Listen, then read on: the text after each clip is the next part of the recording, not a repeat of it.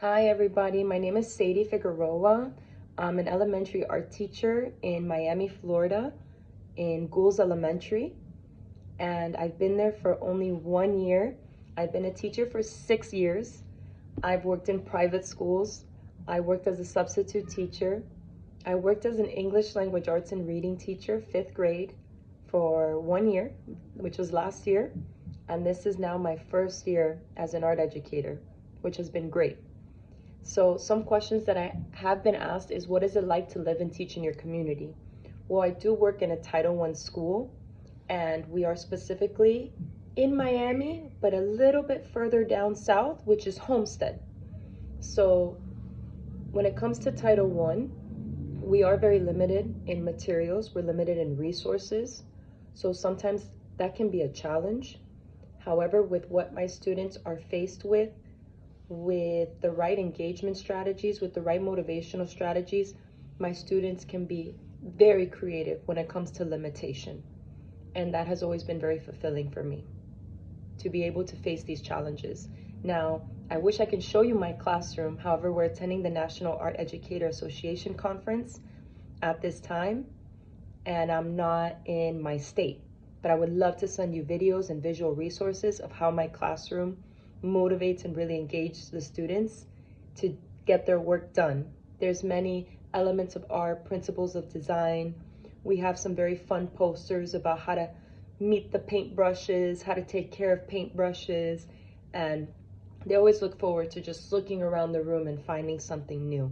So that's always very fun. Now, tell us about your life outside of school. Who are you as a person outside of teaching, and what are your motivations, passions, concerns, or curiosities?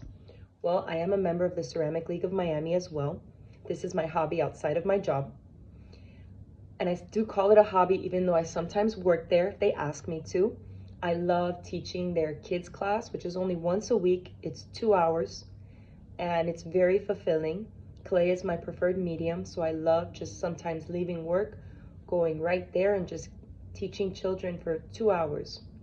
And it's very fulfilling to me because I had such great art educators in my high school career, in my college career, and I would love to do the same for these future generations.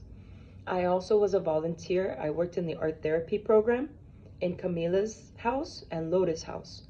And those are transitional programs that help adults and children transition from homelessness to a progressive life, whether it's getting a job, finding a school for the child, just progressing and transitioning from what they're going through at that time to something much better. Now, I have a question that asks, describe an experience when you were strongly moved by a work of art. Perhaps it changed your mind, provoked new thinking, challenged you, or repulsed you. I remember in my college orientation before attending college, we went to the FIU Frost Museum, and I saw a beautiful bed frame that was made by Purvis Young. When I heard the story about Purvis Young and how he was born and raised in Overtown in Florida, in Miami, Florida, that hit me very hard, especially as a volunteer in Camila's house and Lotus house.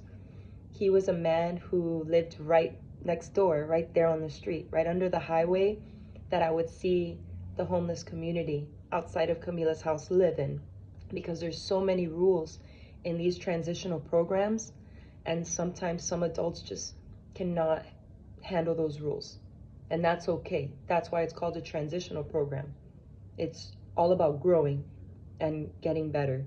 So that bed frame painting, that mixed media, how expressive he had everything. I think I remember it was a figure with a circle halo and just tons of casts, these expressive works, and a lot of casts going on behind him. And it was the city life, and he was representing Overtown.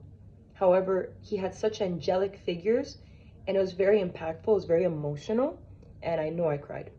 I know I cried, especially because my father works in a prison system. He worked in a prison system, and I was able to go to prisons for Take Your Child to Work Day when I was younger, and I had some background knowledge with that, and I really empathized.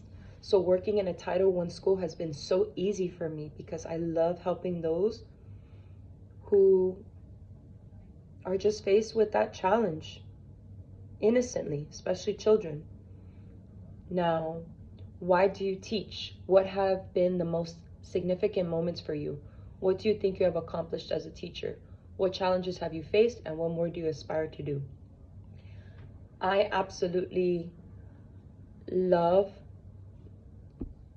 teaching all types of students: ESE, emotional behavior, visually impaired, ESOL, all types of students, because diversity should be the most important thing. Having an inclusive classroom is so important. And as an educator, I practice that every single day in my career. And that's what inspires me to be a better teacher. Every workshop, every professional development session, I only try and practice in areas that I can improve.